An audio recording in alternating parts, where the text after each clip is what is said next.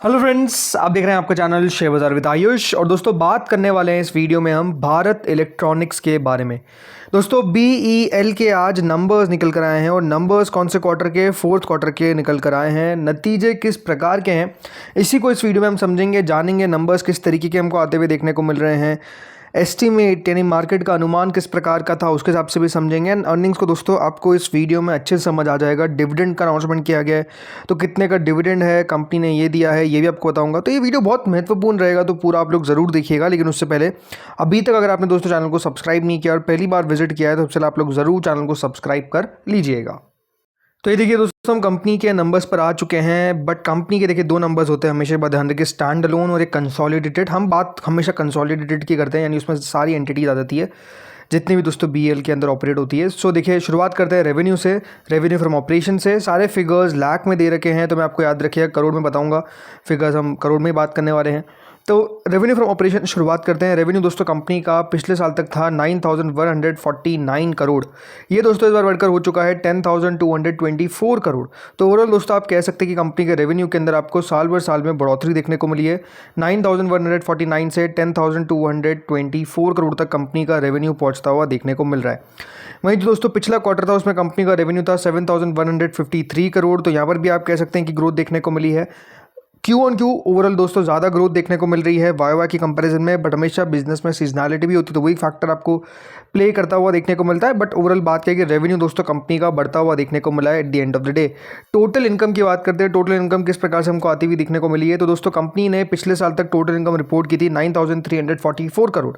ये इस बार बढ़कर हो चुकी है 10,334 करोड़। तो यहाँ पर भी दोस्तों आपको बढ़त देखने को मिली है। बड़ी बात क्या है दोस्तों, कंपनी जो है वो 10,000 करोड़ के मार्क को इस बार टच करती हुई देखने को मिली है, बेसिकली क्रॉस करती हुई देखने को मिली है। तो ये भी अपने आप में बड़ा अचीवमेंट है कि 10,000 करोड़ का रेवेन्यू दोस्तों एक कंपनी के सिंगल क्वार्टर में आपको बनता हुआ दिख रहा है। वहीं जो पिछला क्वार्टर था उसमें कंपनी का रेवेन्यू दोस्तों लगभग 7,292 करोड़ था। तो यही भी आप कह सकते हैं कि बढ़कर ही हमको आता हुआ देखने को मिला है। यानी YoY हो या फिर Q-on-Q हो, दोस्तों साफ नज़र आता है कि जो इनकम है वही बढ़ती हुई देखने को मिली है एंड रेवेन्यू भी बढ़ता हुआ देखने को मिला है। मुनाफे की बात करते हैं एक बार, मुनाफा कितना कंपनी का आता हुआ देखने को मिला है। तो प्रॉफिट फॉर द पीरियड कितना है। सो दोस्तों कंपनी का मुनाफा पिछले साल तक था लगभग 2,127 करोड़, 2,127 करोड़। ये दोस्तों इस बार बढ़कर हो चुका है 2,226 करोड़। कितना, 2,122 से 2,226। तो ये आप कह सकते हैं कि प्रॉफिट में ऐसा नहीं कि कोई बहुत तगड़ी ग्रोथ देखने को मिली है, बट हाँ बड़ा है। पिछले क्वार्टर में कंपनी का मुनाफा था 1,579 करोड़। कितना, 1,580 करोड़ लगभग। तो ये आपको जरूर बढ़ता हुआ देखने को मिला है। बट YoY भी ओवरऑल तो इंक्रीज ही है और Q-on-Q भी आपको एक अच्छा खासा इंक्रीज देखने को मिल रहा है। EPS कंपनी का दोस्तों हो चुका है 2.91 से 3.04। तो 2.16 का EPS भी आपको 3.04 पर आता हुआ देखने को मिला है। तो ऑन एंड ऑल कंपनी के नंबर्स कुछ इस प्रकार से हमको देखने को मिल रहे हैं कि जो कंपनी का टोटल रेवेन्यू है वो दोस्तों आपको 11.75% YoY बढ़ता हुआ देखने को मिला है, लेकिन लगभग 42.92% की बढ़त है in terms of quarter on quarter. EBITDA company का लगभग दोस्तों आपको आता हुआ देखने को मिला है 5.90% की ग्रोथ के साथ YoY टर्म्स में एंड Q-on-Q में लगभग 40% बढ़ कर आया है। दिक्कत कहाँ है, दिक्कत है मार्जिन के अंदर। जो कंपनी की EBITDA मार्जिन है वो दोस्तों इस बार हमको कम होते हुए देखने को मिले, 29.20% पर आते हुए नजर आए, जो 30.78% थे पिछले साल, और इससे पिछले क्वार्टर के अंदर 29.73%। तो 158 बेसिस पॉइंट्स YoY कंपनी के मार्जिन श्रिंक हुए, तो 53 बेसिस पॉइंट Q-on-Q श्रिंक होते हुए देखने को मिले। मुनाफे की हमने बात करी दोस्तों कि मुनाफा कंपनी का साल भर साल लगभग 4% बढ़कर आया, 4.5%। बट Q-on-Q लगभग 40% बढ़कर हमको आता हुआ देखने को मिला है। अब सवाल उठता है कि नंबर्स अच्छे हैं कि खराब। तो अच्छे खराब के लिए एक बार हम मार्केट के अनुमान के हिसाब से देखते हैं कि कंपनी के नंबर्स बाजार को किस तरीके लग रहे हैं। तो देखिए, मार्केट का जो अनुमान था उसके हिसाब से रेवेन्यू आना चाहिए था लगभग 10,012 करोड़, आया है इतना। तो एक्सपेक्टेशन से ज़्यादा आपको आता हुआ देखने को मिला है, थोड़ा सा बीट हुआ है। प्रॉफिटेबिलिटी मार्केट का जो अनुमान था उससे ज़्यादा है, 2,200 करोड़ के आसपास। तो ये भी कह सकते हैं बीट करता हुआ देखने को मिला है। EBITDA की अगर बात करते तो EBITDA दोस्तों 2,789 का एक्सपेक्टेशन था, 2,962 आया। तो ये भी आपको बीट करता हुआ देखने को मिला है। एंड EBITDA मार्जिन्स, राइट, ये सबसे इंपॉर्टेंट है। 27.7% पे एक्सपेक्टेड था, 29.1% पे कंपनी लेकर आ गई।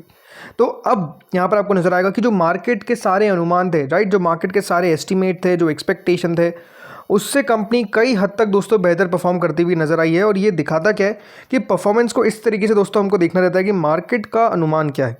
और जब मार्केट का अनुमान से बेहतर आपको अर्निंग्स आती हुई देखने को मिलेगी तो वो दिखाता है कि हाँ, कंपनी ने मजबूत परफॉर्मेंस किया है, जो एक्सपेक्टेशन है उसको भी बीट करती हुई नजर आई है। तो ये अपने आप में एक बहुत पॉजिटिव आप कह सकते हैं डेवलपमेंट होता हुआ दिखा है। नंबर्स पे थोड़ी सी और बारीकी से बात करते तो दोस्तों मुनाफा आपने देखा ही 4.5% बढ़ता हुआ देखने को मिला है, revenue 11%, EBITDA 6%, EBITDA margin 158 basis point, earning per share भी आपको बढ़ता हुआ देखने को मिला है। स्टैंड अलोन परफॉर्मेंस भी कंपनी की बेहतरी रहती हुई देखने को मिली है। पूरे साल का अगर हम बात करते हैं cumulative performance, right, FY25 versus 26, तो कंपनी ने लगभग दोस्तों 27,479 करोड़ का रेवेन्यू किया, सिग्निफिकेंटली बढ़कर आया 16% से ज़्यादा जो पिछले साल का था।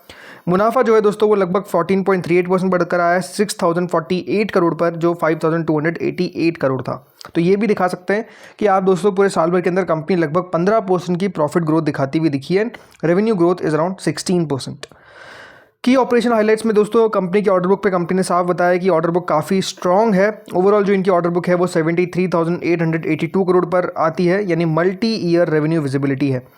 कंपनी ने दोस्तों डिविडेंड का अनाउंसमेंट किया है लगभग 0.55 रुपीज़ पर इक्विटी शेयर। तो अगर आप BEL के शेयर होल्डर, आपको 55 पैसे का कंपनी डिविडेंड प्रोवाइड करेगी, which is 55% on the face value, ₹1 की फेस वैल्यू, तो 55% इस तरीके से हो गया।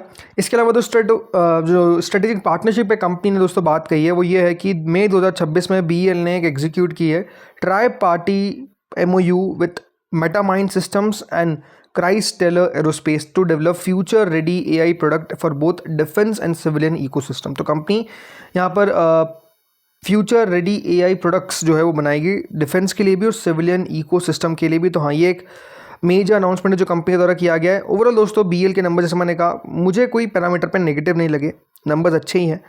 सवाल ये उठ सकता है कि दोस्तों अब कितना शेयर चलता हुआ देखने को मिलेगा, राइट। BEL की परफॉर्मेंस पिछले एक साल के अंदर अगर आप दोस्तों नोटिस करेंगे तो आपको नज़र आएगा कि ये शेयर लगभग 16% बढ़कर हमको चलता हुआ देखने को मिला है। कंसोलिडेशन के फेज़ में अभी करंटली देखने को मिल रहा है, बट यही है कि दोस्तों हाई जैसा नहीं कि बहुत दूर है, 473 का हाई है, 358 का लो है, तो एक जोन में भी दोस्तों शेयर ट्रेड कर रहा है। लास्ट 6 महीने में आप कह सकते हो उतार चढ़ाव काफ़ी ज़्यादा देखने को मिला है। इन नंबर्स पे जैसे मैंने कहा कोई ख़राब आपको देखने को मिलेंगे नहीं, बट हाँ ये है कि थोड़ी सी ग्रोथ और अगर अच्छी होती तो मज़ा आ जाता, बिकॉज क्योंकि एक बार ध्यान रखिए कंपनी का जो वैल्यूएशन है, कंपनी को जो PE मिल रखा है वो 51.97 का, राइट, मतलब 52 के प्राइस रेटिंग पे मार्केट जो है वो इसको ट्रेड कराता हुआ देखने को मिल रहा है। ऑब्वियस बात है नीचे आएगा ये, क्योंकि कंपनी के अर्निंग्स अच्छी आई है तो PE थोड़ा सा कम हो जाएगा, बट मार्केट जो वैल्यू देता है, राइट, ग्रोथ उस तरीके से आनी चाहिए। YOY ग्रोथ उतनी ज़्यादा नहीं है, जो थोड़ा सा दिक्कत वाली बात नज़र आती है। बाकी एज सच मुझे कोई दिक्कत नज़र नहीं आई। अब इस पर कल मार्केट का रिएक्शन देखना बहुत इंटरेस्टिंग होगा, बिकॉज इस पर क्या दोस्तों आगे व्यू बनता है ब्रोकरेजेस का, आई थिंक वो भी एक पॉइंट ऑफ व्यू है, वो भी एक देखने वाली बात है। बट हाँ, यहाँ पर कल शॉर्ट कहूँ कि तेज़ी होगी ये कहना मुश्किल है। क्यों? बिकॉज अभी दोस्तों नंबर्स मार्केट बहुत इंटरेस्टिंग तरीके से देख रहा है और उस पर रिएक्शन भी बहुत इंटरेस्टिंग तरीके से दे रहा है, तो कहना मुश्किल है कि इन नंबर्स पे कल तुमको बड़ी तेज़ी आती हुई देखने को मिलेगी या फिर नहीं। Q1 की परफॉर्मेंस बहुत अच्छी देखने को मिली, which is a very good sign, but हाँ YOY मैटर बहुत ज़्यादा करता है Q1Q से। पूरे साल भर की परफॉर्मेंस जैसा मैंने कहा 15% दोस्तों कंपनी ग्रो करती हुई नजर आई है इन टर्म्स ऑफ प्रॉफिट। तो ये किस तरीके से कंपनी और बढ़ा सकती है, राइट। 14-15% से अगर कंपनी ग्रो कर रही है बढ़िया है, बट अगर आपका स्टॉक पिछले 5 सालों के अंदर आपको रिटर्न देता हुआ देखने को मिला है मोर देन 700%, तो ग्रोथ थोड़ी सी ज़्यादा हो सकती थी, नहीं हो पाई, ऑब्वियस बात है। तो यही एक थोड़ा सा दिक्कत वाली बात है कि हाँ मार्केट इसको किस तरीके से देखता है, क्योंकि एक्सपेक्टेशन से अच्छे नंबर्स है। सो हो सकता है कि कल आपको तेज़ी भी देखने को मिले, बट हाँ ये नहीं कि कोई बहुत कल फायरवर्क्स देखने को मिलेंगे, और ऐसा भी नहीं कि कोई बहुत धड़ाम से आपको नीचे आता हुआ देखने को मिलेगा। मेजरली मेरे हिसाब से देखिए 2-3% का मूव आता हुआ दिख सकता है। अगेन कोई बाय सेल रिकमेंडेशन नहीं है, अपने फाइनेंशियल एडवाइजर से आपको कंसल्ट करना है before buying and selling anything. इस वीडियो में इतना ही था। अगर आपको अच्छा लगा तो लाइक करिएगा, चैनल से पहली बार जुड़े सब्सक्राइब करिएगा। Thank you friends watching this video.